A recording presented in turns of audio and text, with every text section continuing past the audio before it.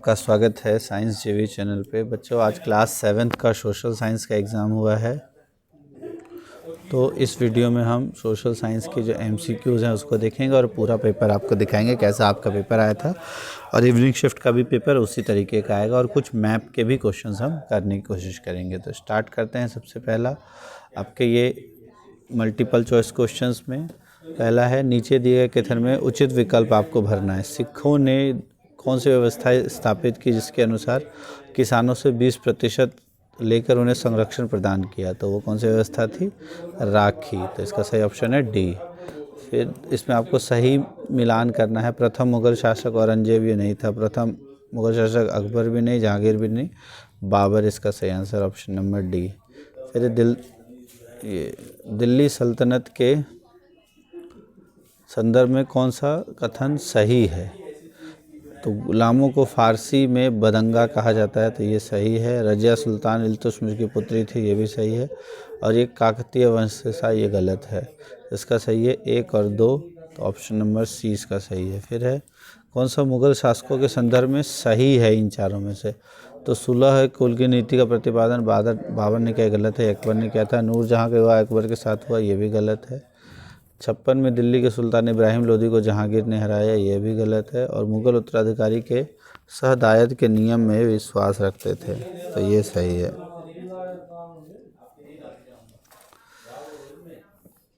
तो अब इंग्लिश में अगर देखो तो पहले का है राखी, सेकंड का D, first Mughal ruler Babur, and it is option number C. Last में है आपका the Mughal believed in law of co ownership in succession. फिर उसके बाद खराज। तो खराज क्या था? कृषि पर लगाए जाने वाला कर। निम्न में से कौन अकबर का राजस्व मंत्री था? तो वो था टोडरमल। फिर अब प्राप्त नाइट्रोजन को कम से अधिक के क्रम में, तो सबसे अधिक आपको पता है नाइट्रोजन होता है वायुमंडल में, तो नाइट्रोजन सबसे अधिक इसी में है, तो यही आंसर हो जाएगा। Carbon dioxide, argon, oxygen, nitrogen. फिर है, अच्छा ये इसमें ध्यान रखना, इसमें ये 78% है, ऑक्सीजन जो है वो लगभग 20.9% है। तो हो सकता है आपसे इवनिंग वालों में पूछ लिया जाए। फिर है, जैवीय पर्यावरण का एक उदाहरण है पौधा, पत्थर, वायु, मृदा, तो पौधे जो हैं इसका एक उदाहरण है। गलत मिलान आपको पहचानना है। महाद्वीप उत्तर अमेरिका बिल्कुल सही है, दक्षिण अमेरिका भी है, ऑस्ट्रेलिया भी है। ब्राज़ील एक महाद्वीप नहीं है, तो गलत उत्तर हो गया ऑप्शन नंबर डी। फिर कौन सा लवणीय जल का स्रोत है? नदी, भूमिगत जल, बर्फ क्षेत्र के महासागर, तो महासागर जो है वो लवणीय जल का स्रोत है। विश्व पर्यावरण दिवस कब मनाया जाता है? तो ये मनाया जाता है 5 जून को। कोलकाता किस नदी के तट पर स्थित है? तो ये है आपका हुगली नदी। फिर ये इंग्लिश में अगर आप देख लो, खराज, tax imposed on agriculture, revenue minister Todarmal, arrange करना आपको लोअर से हायर, तो डी। बायोटिक एनवायरनमेंट हो गया आपका प्लांट्स, ये आपका कॉन्टिनेंट नहीं है, ये कंट्री है।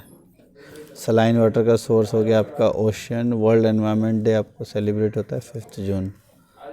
और कोलकाता सिचुएटेड है किस रिवर के किनारे? तो हुगली रिवर के किनारे। तो ये सारे 12 क्वेश्चन। 13th क्वेश्चन अगर देखें, एक राज्य की विधानसभा में कुल विधायकों की संख्या 68 है, तो बहुमत के लिए कितने विधायकों की आवश्यकता हो? तो इसका आधा हो गया 34, तो 34 से एक ज़्यादा मतलब 35, तो 35 विधायकों की आवश्यकता होगी।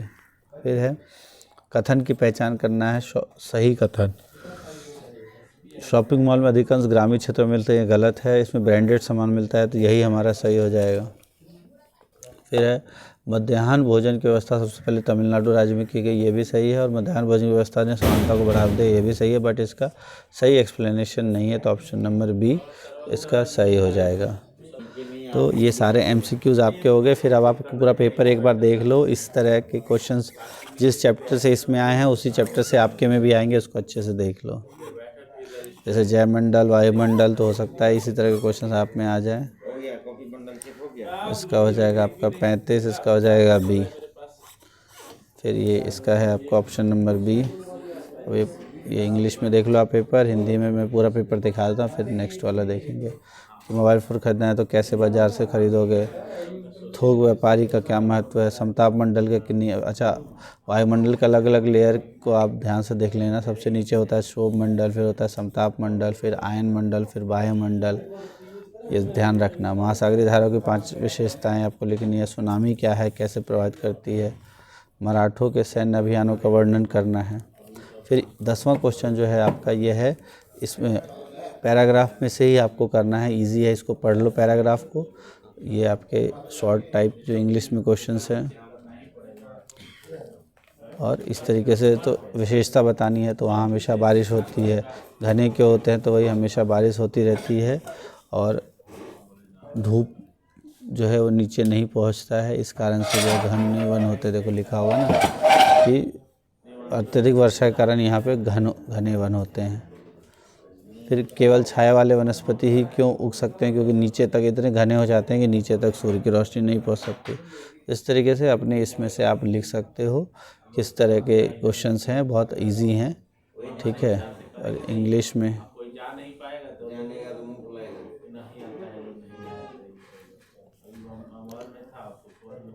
अब नेक्स्ट है मानचित्र आधारित प्रश्न। इनमें 5 स्थानों को उचित संकेत द्वारा दर्शाना है आपको भारत के मानचित्र में। कर्नाटक, असम, गुजरात, पंजाब, तमिलनाडु, पश्चिम बंगाल। और दृष्टिबाधित में सूर्य सागर पुस्तक किसने लिखी थी? ये लिखी थी सूरदास जी ने। उस स्थान का नाम बताना है जहाँ वैष्णव कवि शंकर देव संबंधित थे। तो ये थे असम के, वैष्णव कवि शंकर देव असम के थे, तो इसका हो जाएगा असम। फिर उसके बाद अगर हम देखें तीसरा, उस स्थान का नाम बताना जहाँ ख्वाजा मोइनुद्दीन चिश्ती की दरगाह है, तो ये आपका अजमेर राजस्थान में। फिर गीत गोविंद की रचना की थी जयदेव ने। 1999 में खालसा की स्थापना किसने की थी? 1699 की थी गुरु गोविंद सिंह जी ने।